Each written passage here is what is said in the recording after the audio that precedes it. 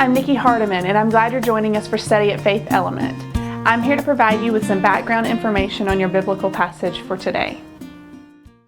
The text for this week is John 12, 1 through 11. In this text, we read about Mary's extravagant display of love for Jesus and a plot to kill Lazarus because his very presence was a threat to those who were in power.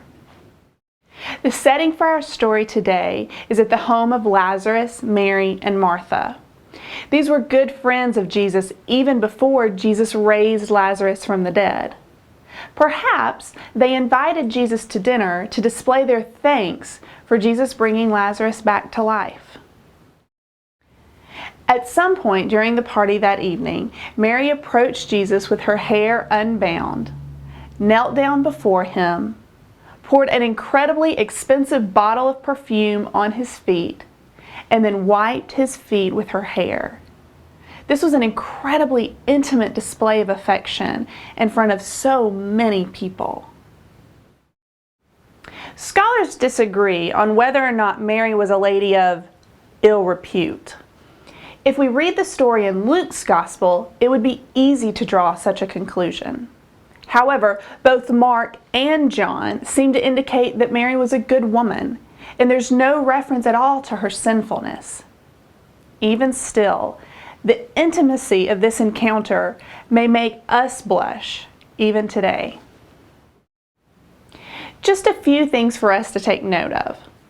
First, the perfume that is referenced here was probably made from a plant that grew in the Himalayas, and it was worth the yearly income of a manual laborer.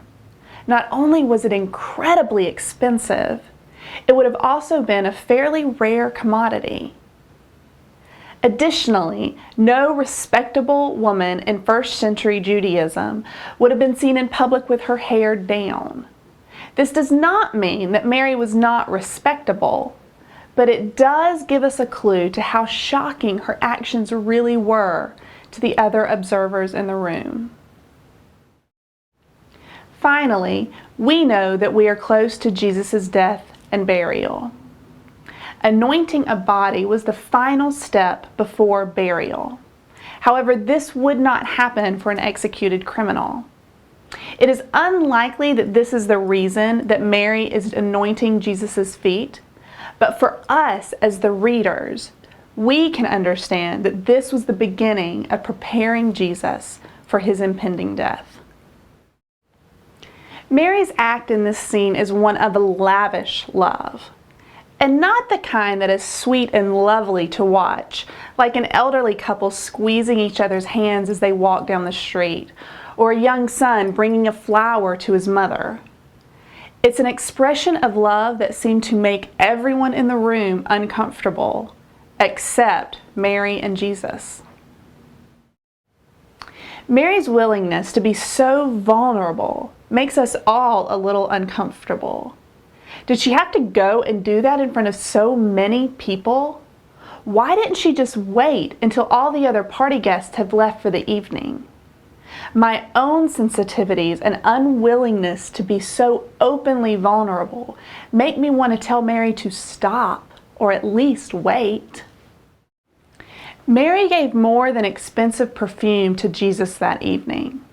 By letting down her hair and stooping at his feet, Mary gave her whole self, which is where the real scandal lies.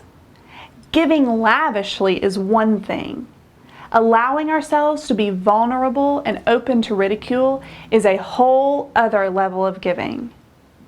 When the risk is to our own person, the gift exceeds extravagance.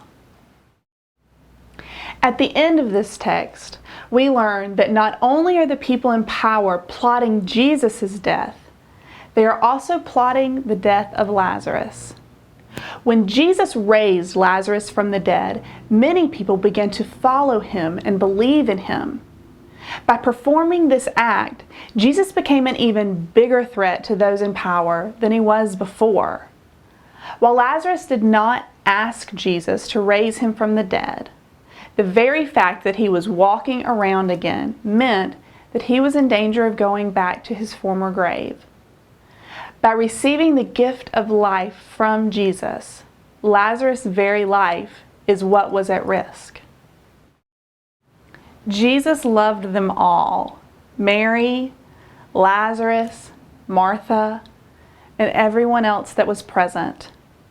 That's what made the risk of receiving from Jesus and giving to Him worth it. Ultimately, we all want to know that we are loved simply for who we are. And when we know that, we can risk just about anything. Perfect love casts out perfect fear.